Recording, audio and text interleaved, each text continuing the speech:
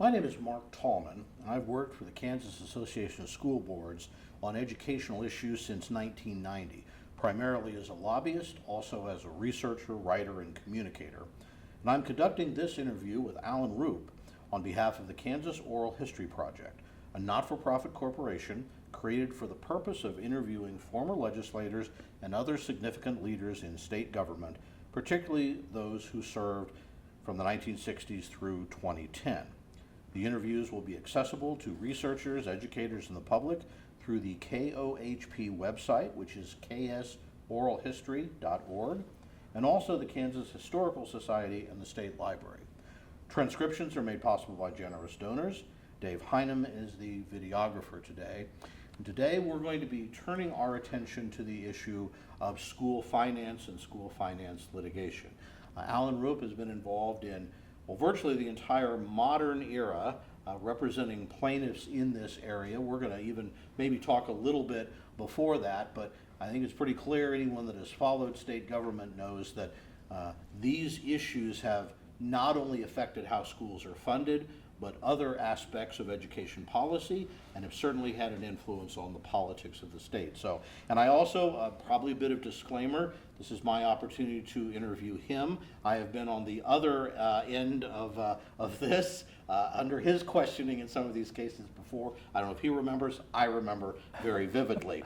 So Alan, why don't we just start before kind of plunging into this area, just a little bit of your background, kind of where you grew up, your path into the law, and I guess, as I kind of mentioned before, what made you want to grow up and become a school finance litigator?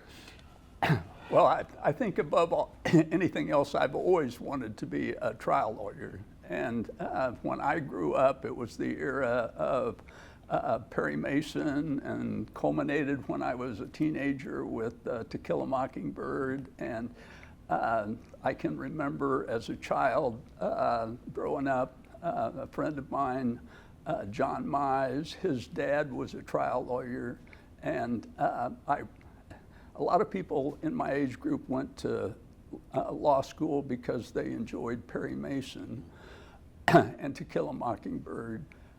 I was inspired by watching John Mize's dad, Jim Mize, a trial lawyer, watch Perry Mason. I see. And I decided that was for me, and I was lucky enough to pursue the only career I ever wanted.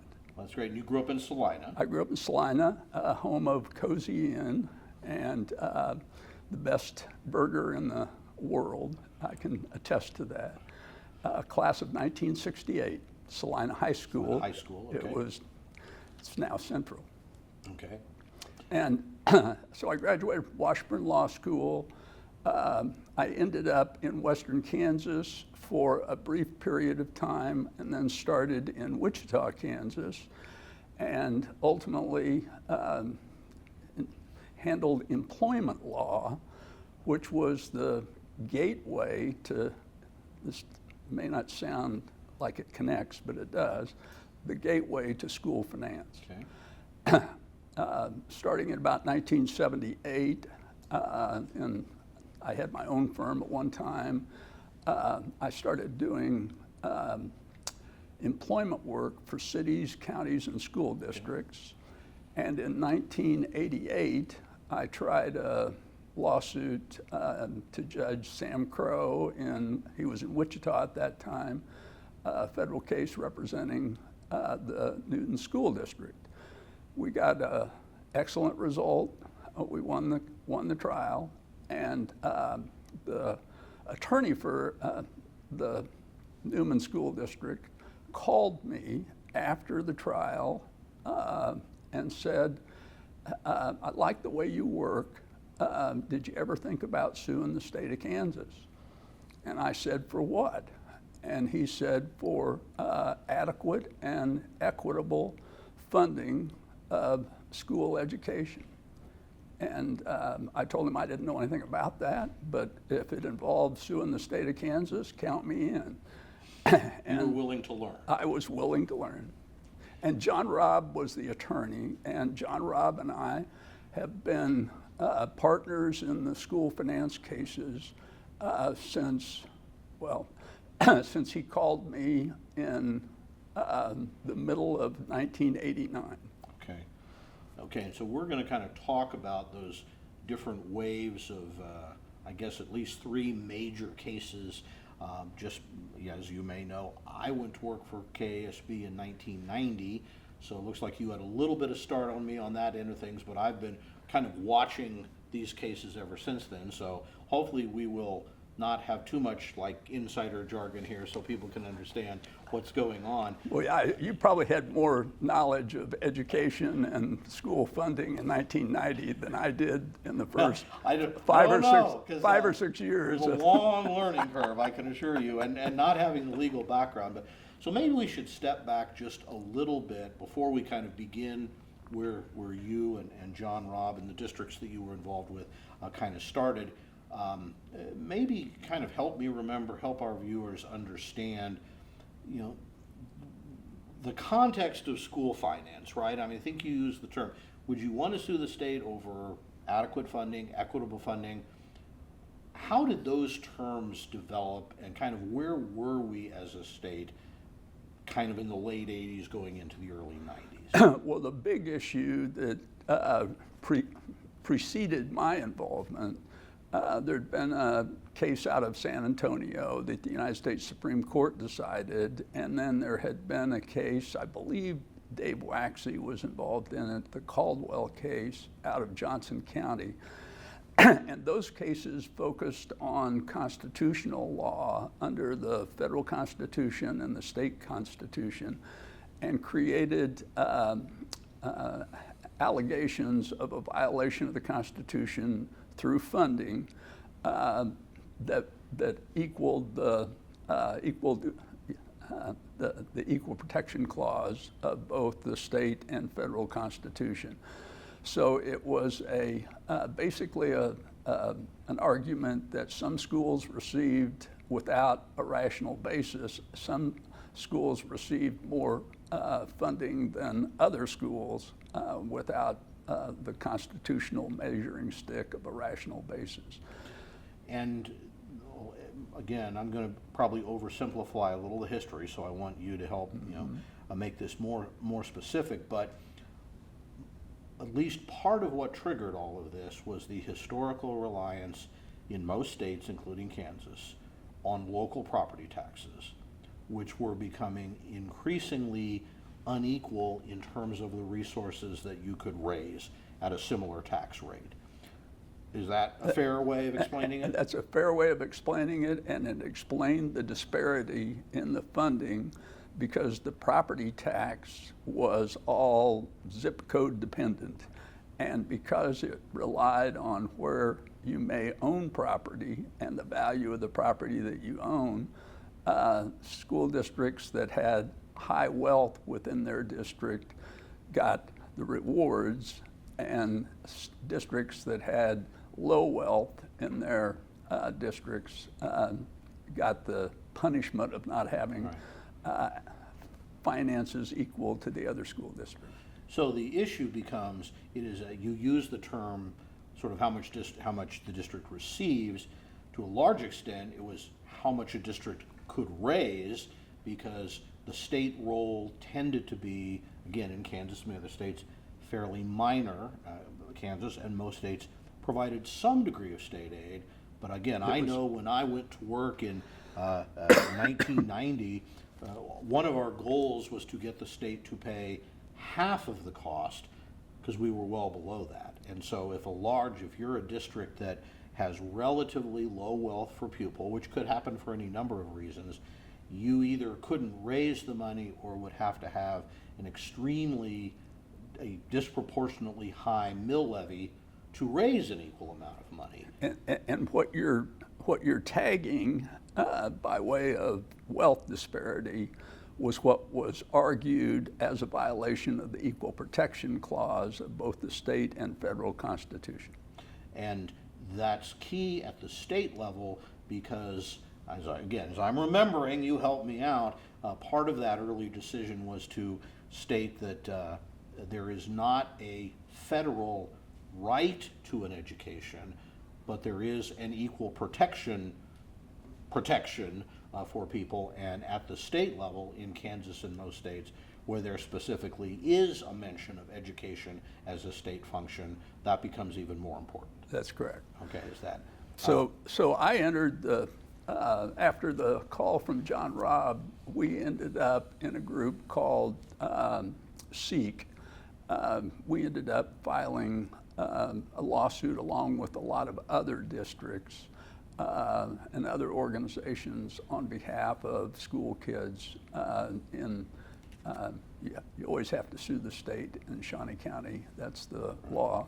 So we filed Mock versus the state of Kansas in the Shawnee County courts. And as you indicated, there were several things happening at that time. And of course, helping to remember this, one of the issues was that the state was going through what was kind of often called a property tax crisis, having to do with the way property was assessed. And so there was a lot of frustration over property taxes anyway, and the state was kind of trying to struggle with how to do that.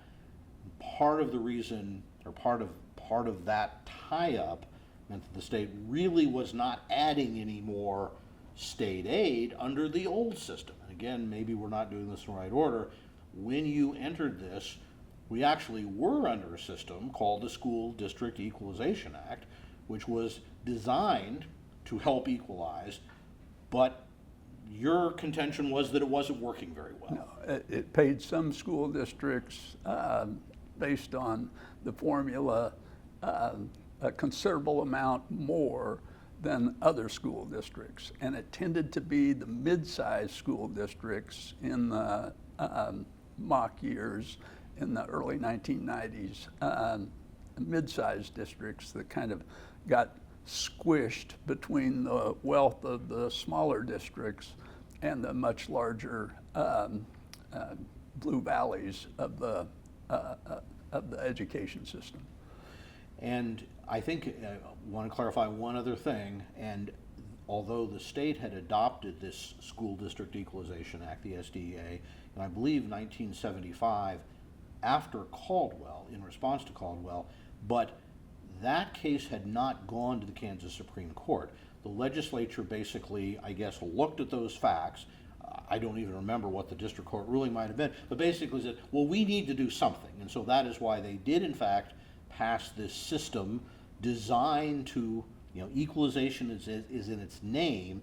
So we were operating under a law that had been passed to solve the case, but the Supreme Court hadn't really ruled, right? And didn't get a chance for a while. Right.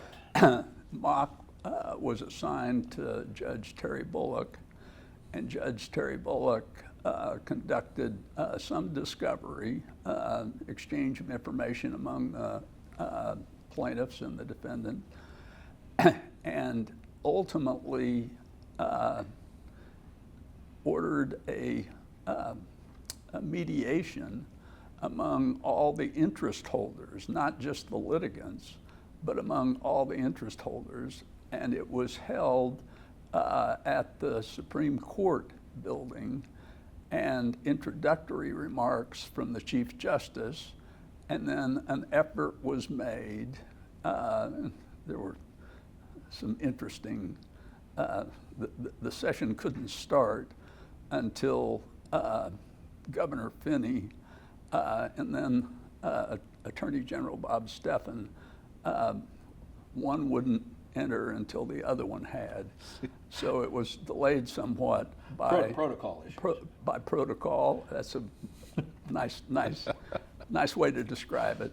It was delayed by protocol and ended up with almost all of the litigants and the interest holders agreeing to redo the formula in a way that established a base state aid and then had add-ons based on need. So those were called weights. So the formula that was adopted, the SDF QPA, was a system that really addressed the disparities in the wealth And it was a product of hard work of a lot of the school districts. And Mock ultimately was never decided by the Supreme Court. It was the result of Mock was legislation that was adopted with a whole new school finance system.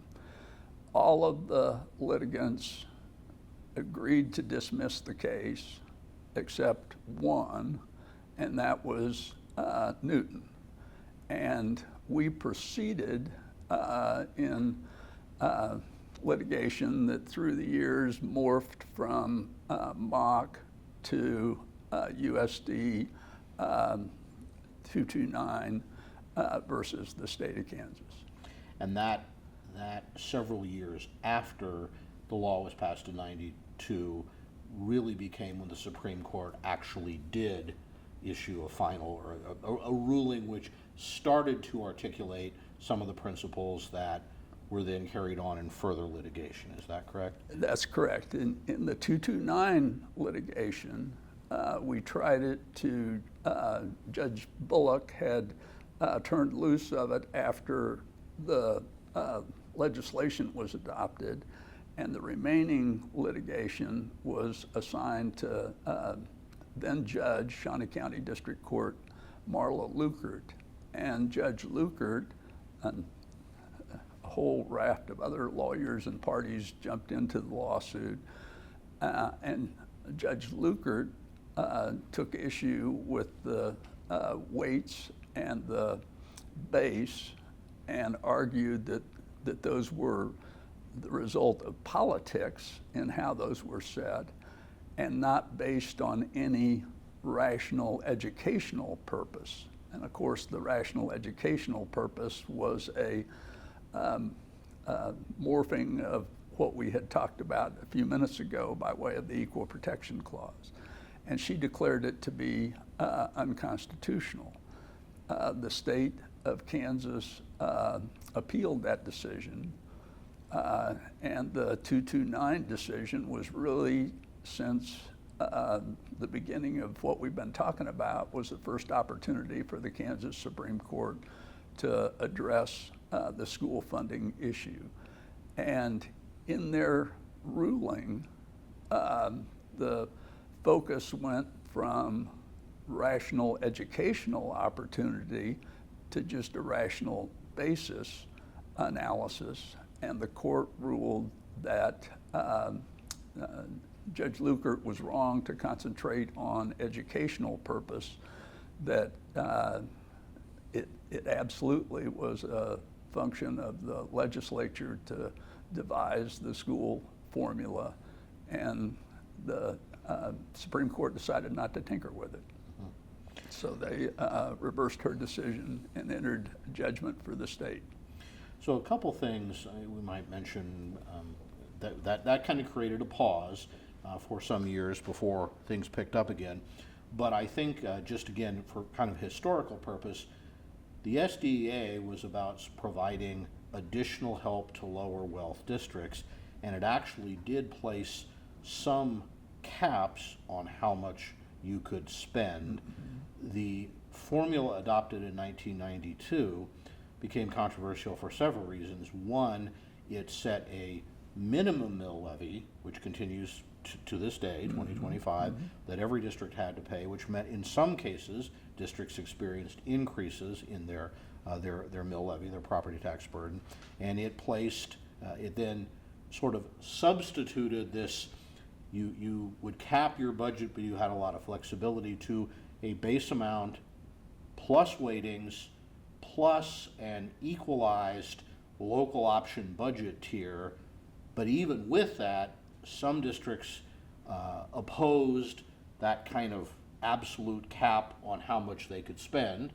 Other districts experienced an enormous increase in what they would be able to spend, was actually even phased in a little bit, was part of how the legislature. So there was certainly controversy over it, but some of the main things that it did was narrow the range in mill levy, and at least for many districts, narrow the range in spending. Is that, and it Absolutely. And Justice K. McFarland looked at what you just explained, and we thought we had really good proof of the disparity in education funding among our client school districts and other school districts. And it was easily explained as no rational educational purpose for that difference. But Justice K. McFarland indicated that, quote, plain common sense, unquote, explained the disparity, and the case was dismissed and judgment entered for the state. And one other thing that I guess I'm always reminded, again, as a young, new lobbyist, and what this all meant, in order to get this passed by the legislature, and it might be worth noting, as we're going to talk about other cases, the legislature was not commanded to do this by the Supreme Court.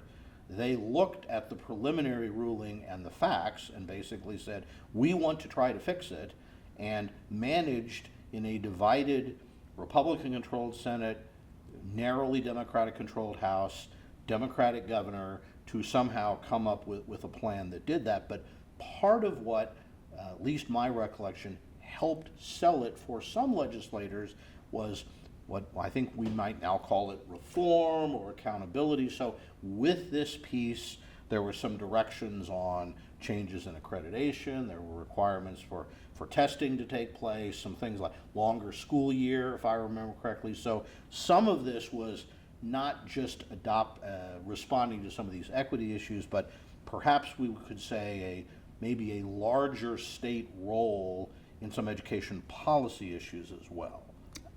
No question about it. And as you really capsulized the political aspect of the formula, it reminded me, and I don't want to fast forward through what we're going to talk about, but the one thing that has happened in every school finance case is that process that you've just described of politicking in order to get it passed. And school finance, luckily, has been successful in increasing through the years, but only by the narrowest of margins. It is always just barely making progress and improvement. So that's kind of, by the mid-90s, the Supreme Court had upheld that basic framework. The state board was busily implementing some of those reform issues. Local school boards, we often talked about kind of their role changed and superintendents from managing the mill levy to the state kind of tells you what you're going to have, you've got to decide how to spend it. And so that was a bit of a change in even what happened at the local level. And that went on for several years. Yeah. Then what happened? So the 229 decision was decided in mid-1990s, 1995, and we filed Montoy versus the state of Kansas at the very end of 1999. Okay. And here's what we did. When you lose a case, this is part of the contribution of a trial lawyer coming to the table. Most of the school finance stuff had been handled by experts and people with really solid education finance knowledge. But I said, and John agreed, I said, let's go back and look at what caused us to lose and figure out if there's a different way that we can approach this. And John pulled out the comments from Judge Bullock early on in the mock decision and comments from Judge Lukert, and surprisingly from my team that put together a battle plan in 1990. And we decided in Montoy that we were going to move the focus of the litigation from the Equal Protection Clause. Now we didn't give up on that, from the Equal Protection Clause to the finance article, Article 6, Section 6, and focus on what Judge Bullock had called adequate school funding. Now, as a footnote, we also pursued the Equal Protection Clause by filing in federal court Robinson versus the state of Kansas. But the Montoy litigation really in state court focused on the finance article. And we made the argument that if you want to improve, as the Constitution requires with regard to education, continuous improvement, if you're going to do that, then you need to pay what it costs. And we focused on the Kansas legislature not funding education to an adequate level. And that was what we tried initially in Montoy. And it was assigned, Montoy was assigned to Judge Bullock. And I can still remember a lawyer, Maureen George, like my memory is that it was right before trial in Montoy. I can remember her walking into my office.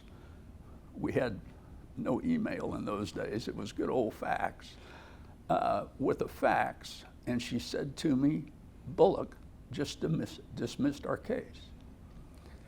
And what?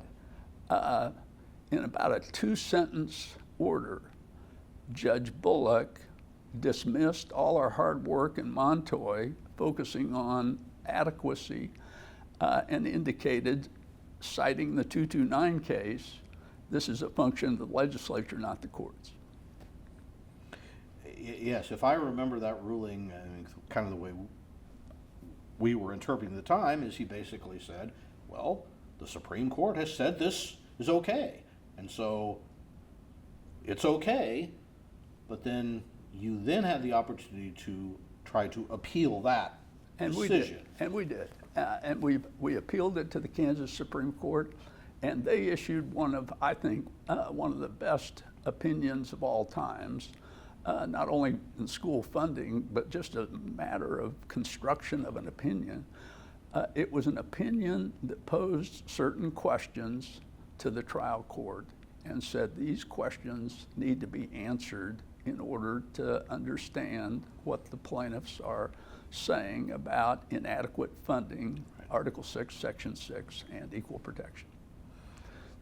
Essentially, if I remember, and again, tell me if I'm wrong, my layperson recollection was they essentially said, just because we found it constitutional 5 years ago does not mean that there may not have been changes since then, and the plaintiffs had the opportunity to essentially say, it might have been acceptable then, it is not acceptable now based on the additional evidence we're bringing forward. That's exactly what happened. And the court, the Supreme Court sent it back to Judge Bullock for trial. And people talk about Judge Bullock as if he had always been of the opinion that schools were underfunded and needed to have, I mean, there were a huge criticism of Judge Bullock. On our team, when we went to trial in Montoy, finally, we were concerned about Judge Bullock. He had dismissed the case sua sponte, meaning he didn't ask anybody before he did it. He just did it. He had dismissed our case, and we had to go to the Supreme Court in order to get him to try it.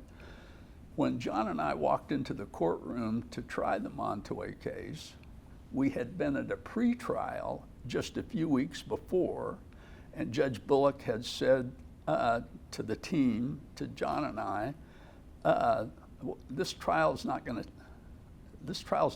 there's not a jury here. This is a trial to the bench, and I assume what you're going to do is give me a couple of expert reports, cross-examine the experts, and this trial should last a couple of days. And I still remember thinking about Maureen George with the dismissal in hand, and I said, Judge, it's my job to persuade you, and I don't know that I can do that with just experts, and I don't know that I can do it in a couple of days. We're going to need a long time for this trial because there's a lot to cover. And he, I think, reluctantly relented, and we agreed to have more than a couple of days set aside. And when I walked into the courtroom to start the case, I had in my briefcase a motion to disqualify him because I thought he was trying to ramrod us into a quick trial, affirmation that it's the legislature's function. There's no constitutional violation as long as the legislature says what it says. And we were worried about that. Our first witness was from my alma mater, Salina School System. Marilyn Green was her name. She was the curriculum director. And she was absolutely one of the best witnesses anybody could have put on the stand.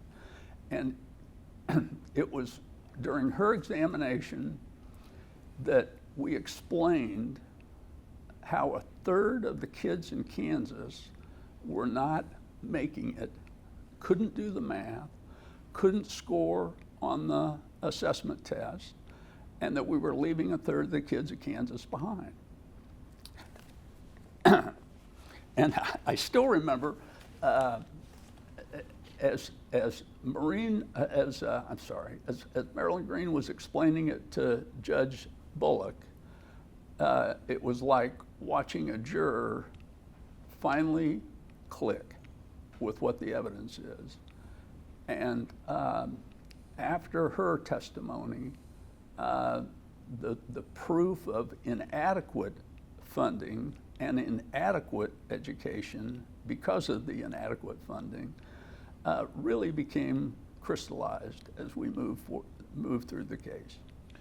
Now, am I correct in thinking that in some ways this was I don't know whether I'd say a shift or an add-on, because you had moved in the early litigation to really focusing on taxpayer equity or even funding equity. What you're really talking about now is student outcome equity. And the case is based on saying the system now is not, as you say, a significant group of students are not getting where they need to be. And that's kind of different. I mean, you can still look, and I think and Montoy did talk about some of those other issues as far as tax rates, but the big add-on was looking at the impact on students directly, not just sort of the impact on taxpayers and the kind of implied impact that tax disparities would have on educational outcomes. Exactly, and our proof consisted of, number one, boots on the ground. Teachers, we didn't put any students on. Teachers, principals, superintendents, folks like Marilyn Green, who had experience with kids on the front lines. And the second type of proof we had was expert testimony. We had searched nationwide for somebody that would offer up opinions on school funding and the adequacy of what the legislature was spending in terms of achievement. And we ultimately landed with Bruce Baker, who was at Emporia at the time, then moved to KU, and is now at Rutgers. Bruce Baker was absolutely instrumental in crafting the technical argument that school funding in Kansas was not adequate to achieve the outcomes that were expected. And what was expected is spelled out in our Constitution in terms of continuous improvement by the Kansas legislature and the state in educational funding and achievement. So if I'm remembering the Constitution I tried to memorize during all of this, that Article 6, Section 1 says the legislature shall provide a system of public schools to provide for intellectual, educational, vocational, and scientific improvement. Mm-hmm. And then in the funding clause, it says the legislature shall make suitable provision for finance of the educational interests of the state. So your argument had to be the educational interests of the state are clearly showing improvement. And so the legislature has to provide suitable funding. Now, I don't know if this is the best time, but could we maybe talk a little bit? You've talked about adequate, and that's often talked about. We've also mentioned equity, but the Constitution says suitable. So what is the relationship between suitable, adequate, and equitable?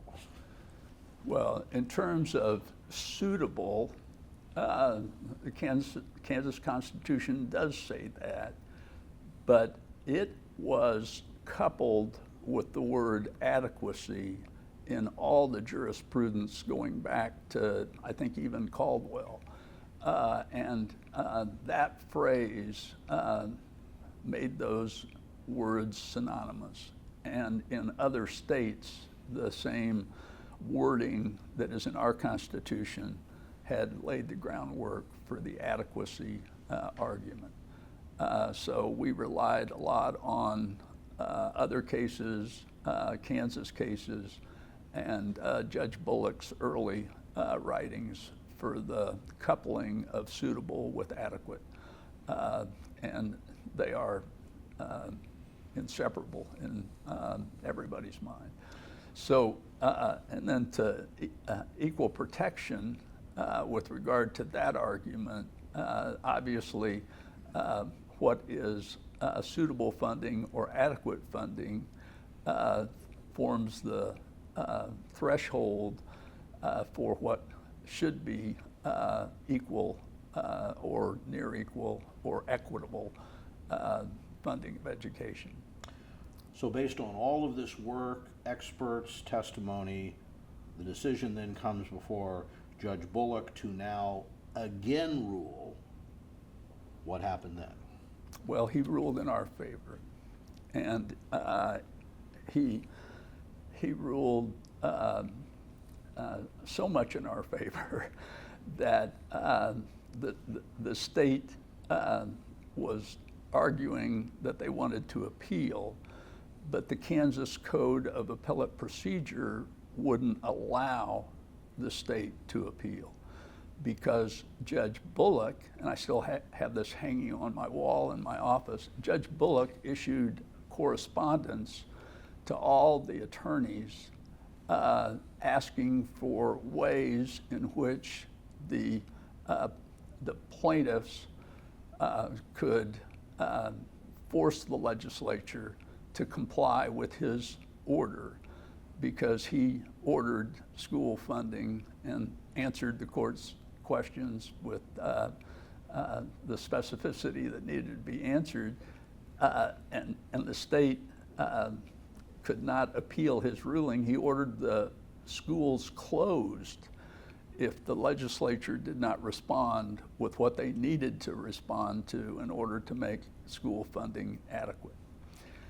It'd be like playing a football game against a team that ran the NFL and could change the rules in the middle of the game, because that's what happened. The legislature devised a way to, I forget what the law says, but if someone has a school finance case in Shawnee County and there's an adverse ruling and the state wants to appeal it, no judge can stop them. And so they appealed the Montoy decision to the Supreme Court. Okay. And how did the Supreme Court respond this time? The Supreme Court, well, let me take a detour for a minute. Okay. Because one of the joys of I've always thought the Kansas legislature enjoyed being ornery. And during the period of time of Montoy, I was able to enjoy the legislature really kind of fumbling around with what they were doing.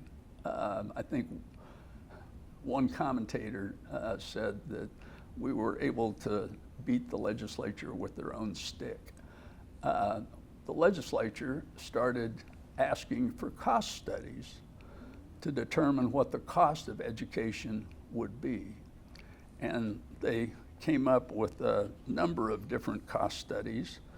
The first was Augenblick and Myers that they commissioned, and this was all during this time frame where we were arguing inadequate funding. And the study that they commissioned resulted in a finding that Kansas needed to increase educational funding by $800 million to $1.8 billion in order to adequately fund education for the continuous improvement and the achievement that we had spelled out. They didn't like that study, so they had a study done by the legislature, the legislative post-audit, and that study determined there was a shortfall of about $2 billion. And they kept ordering studies that continued to tell them what the plaintiffs were telling them, and that is that education was not adequately funded. So, to your question, the Kansas Supreme Court affirmed the decision and ordered the legislature to increase school funding. And it was, to some people, in some people's mind, a constitutional crisis. But in the final analysis, the legislature came up with what we've always called close enough for government work, an amount that the Supreme Court deemed to be adequate and equitable. So if I'm remembering, how this played out was the Supreme Court essentially told the legislature, yes, you need to do something. The legislature basically put in some more money, but not a dramatic increase, and asked for time to do this cost study. I believe that was the 2005 session, and then as we all gathered for the beginning of the 2006 session, if I have my times right, that is when they received, in the old Supreme Court room at the Capitol, everyone there, they were walked through the legislative, their own audit agency's funding, and so that session then began, as you say, kind of a debate over using that framework, sort of using those numbers, but how close do we actually have to get? So for the most part, the specific numbers weren't adopted, but they were close enough that the court ultimately said yes, allowing the legislature 3 years to implement that increase. And what was, I think, the most important part, in addition to what you've just described, of the appeal to the Supreme Court was the promise by the defendants that they would increase funding to an adequate level. And it was that promise that carried the day in the Montoy decision.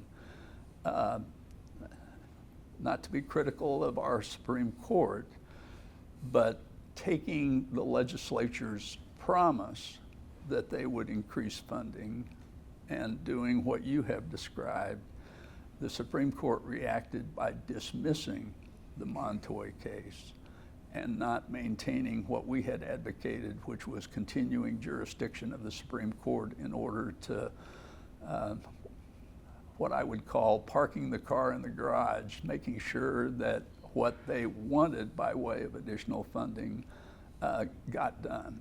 It was dismissed, and Montoy was part of history at that point. And that history was to lay out what we, in my side, I guess, in the lobbying advocacy community, the 3-year plan was a phase-in increase in the base, an increase in weightings like the at-risk weighting to target students who needed more help because of poverty or other factors, some adjustments to local option budget authority, some increased equity aid for buildings, adding for the first time. The state would help subsidize the capital outlay budget, which is sort of a maintenance fund as opposed to bonds, which had already been included in the previous decision, all laid out over a 3-year period. What I guess no one quite foresaw coming was the Great Recession of 2008, 2009, and so that last year, the legislature had kind of gotten close, but didn't, that year there were rescissions, and then the next year, as funding dropped significantly because of the recession, the legislature began a series of cuts below the committed level of Montoy. Is that, and so? In the form of block grants, and the funding dropped considerably, and as the funding diminished, the appetite for litigation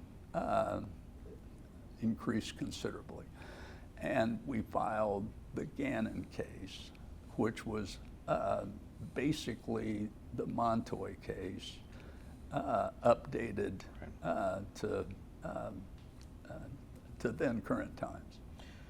And I don't know whether you have the dates in front of you, but that took a long time from 2009 to ultimately, I guess, the legislature acting in 2017, 2018, and then another phase in. So what were the stages that kind of got from the Gannon filing to legislative action to where we are today? Well, I have a chart that shows a timeline, and yes, Montoy ended July 28, 2006, and Gannon was filed in the middle of 2010, and ultimately Gannon was dismissed.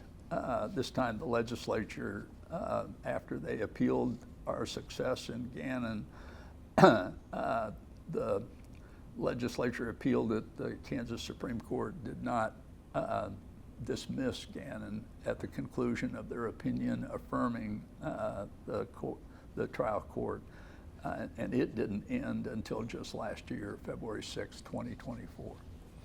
And so if I, again, you can add anything or correct me, the Gannon really unfolded not in a completely straight arrow because the court decided to split the adequacy and equity issues, partly because, and I'm going to probably oversimplify this, but that to some extent, equity is mostly just math. The legislature basically froze funding for certain state aid programs, and as costs continued to go up, the disparities widened. Don't need a lot of experts to point out that was happening. The other side of that was continuing more on the adequacy side, was back to this issue of how much does it cost to get the results you want? Yeah, and so you had to proceed kind of on two different grounds. But that's right, and I, on a personal level, I always favored the adequacy argument because it makes sense. What does it cost to achieve an adequate education and improve it over a period of time? And you can do cost studies that determine what that amount is. So what's complicated about that? You just pay what it costs in order to make our kids' future what we want it to be through a public school system that has continuous improvement in both the achievement and in the funding. The equity piece of that gets real complicated real quick, but basically the way you've described it is the way it played out. And one of the many sessions, which I guess have started to blur together in my mind, I don't know about yours, is, as you I think alluded to be a little more specific, the legislature commissioned another cost study after Gannon and commissioned a review of previous cost studies, I guess continuing to hope to get a different answer. And in fact, I think there was a feeling that they had kind of gone out looking for an expert that would give them the answer they wanted. In effect, they didn't get a better answer, and ultimately, and this may be more in the weeds than our viewers want, but this has been my life as well of yours for many years. Ultimately, the Gannon adequacy was addressed through what was called the Montoy Safe Harbor. Would Correct. you like to explain that a little bit? Well, the Kansas Supreme Court said if the legislature responds in this fashion and rolls back the funding to the Montoy levels updated for inflation, then that we will consider to be adequate. So they kind of set the target for that. That's right. And so rather than using any new oral cost study, the legislature basically went back to saying, and the court accepted, we can presume that the Montoy level funding was constitutional because that's what we held and it was not challenged. So if you go back to there, we will presume you to be suitably funded until or unless new studies can come forward to contradict that. Yeah, and the legislature helped us in one other respect too, when they, by statute, which they had to do, called for the cost study. They admitted that school funding had been inadequate. And for any lawyer that looks at that, they immediately conclude that's an admission against interest. Mm-hmm. It's basically a confession that they were doing things wrong. And that's what ended up then with regard to the safe harbor.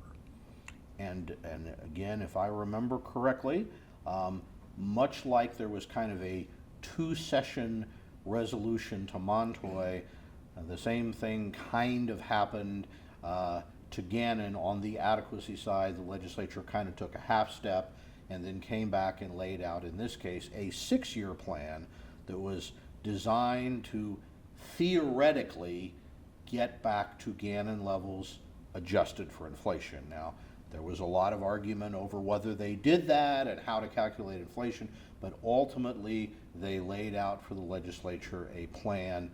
The legislature came back with a plan to say, we'll get to this level, give us a 6-year phase-in, there's some money added to account for inflation over that period. And that has really been kind of the last several years. I think 2 years ago was the final kind of installment of that plan. And to the point we talked about a little while ago, all of that was achieved by razor-thin margins in both the House and the Senate, like 1 or 2 votes. Right. And that kind of brings us, in a way, where we are today. You know, you've talked about, I personally always thought it was interesting that going all the way back to the 1992 law and requiring assessments and sort of basically putting in standards that I think some legislators felt would, I don't want to say would be punitive, but basically were designed to get what they wanted from schools. That also created some of the evidence. When we talk about 1/3 of kids not being there, it was really using those state mandated assessments to demonstrate the disparities. And I think that's the other point we didn't really talk about, but you may want to comment on. It wasn't merely that 1/3 of kids were not at benchmark X, but there were significant disparities by different groups of students within that. Oh, absolutely. Minorities, disabled kids, there were huge disparities within within that breakdown. And so that's what, to some extent, the legislature has continued to wrestle over. How do we put in enough money to ultimately satisfy the court or keep schools open, whatever you want to say, versus a lot of legislators who don't want to put in that or no dollar more, and having to get those razor-thin majorities that you talk about were part of all of that. Especially in the area of special education, right. That continues to be underfunded by definition. And in legislation. That right. I think that was one of the Montoy changes was to set a target of 92% of those additional costs, and we haven't been at that level since 2011, I believe, if I'm remembering right. It is now probably still in the 70s, would be my guess. Yeah, 70-some%. So there certainly are still issues out there. Okay, well that's a whirlwind history, I guess, of school funding. First, what have I missed, or are there any kind of themes you want to pull out of that you think are important? Well, let me tell you what I think are the takeaways from all of this that are positive for the future of Kansas kids. I think the development of the Article 6, Section 6, finance, adequacy, suitable funding, the development of that argument, I think, is absolutely important for future. Rule of law is absolutely important, and our Kansas Constitution has certain requirements in Article 1 and Article 6, or Article 6, Section 1 and Section 6. The other thing that kind of developed through the litigation that I would point to is the notion that, and it derives from our Constitution, the legislature has a positive duty to act. Simply doing nothing isn't going to cut it. There is a whole line of comments in all the cases we've talked about the legislature being required by their obligation to act on improving education and improving funding for education. The other thing that some people may lose sight of, the three branches of government actually work. And although there've been some challenges and razor-thin margins, and ultimately we have improved educational funding and improved the opportunities for our Kansas kids.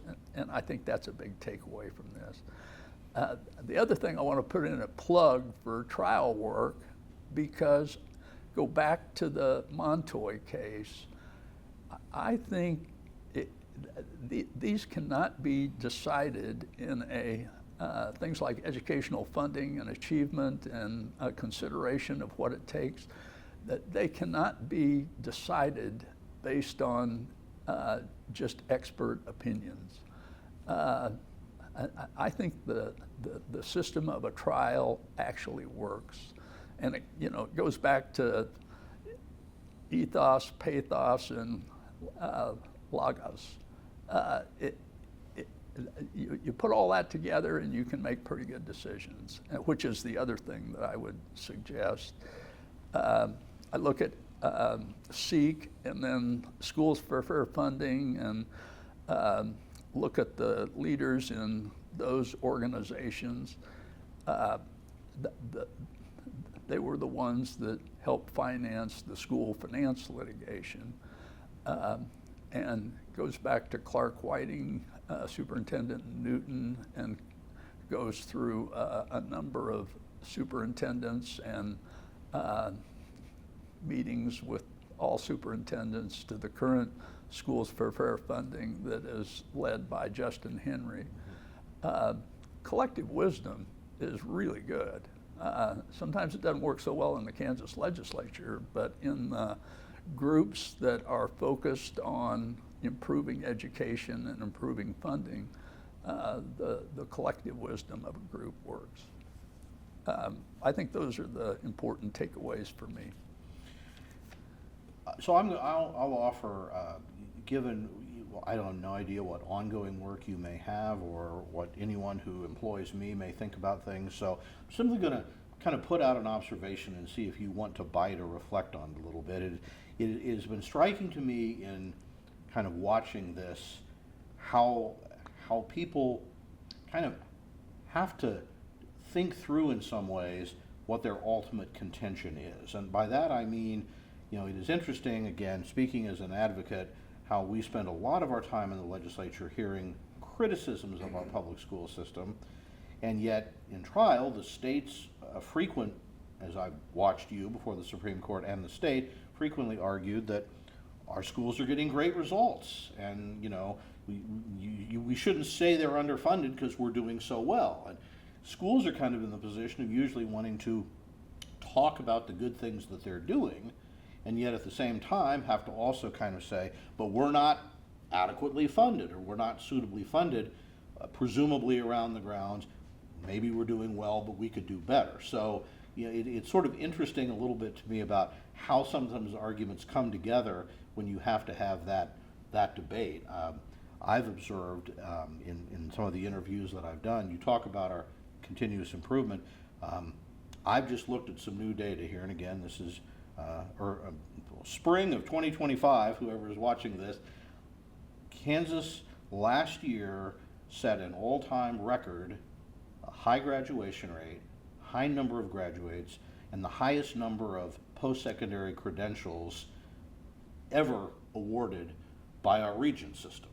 And so on one hand, you can say that we're following that mandate to improve, and yet we also know that there are sort of continuing demands to do better.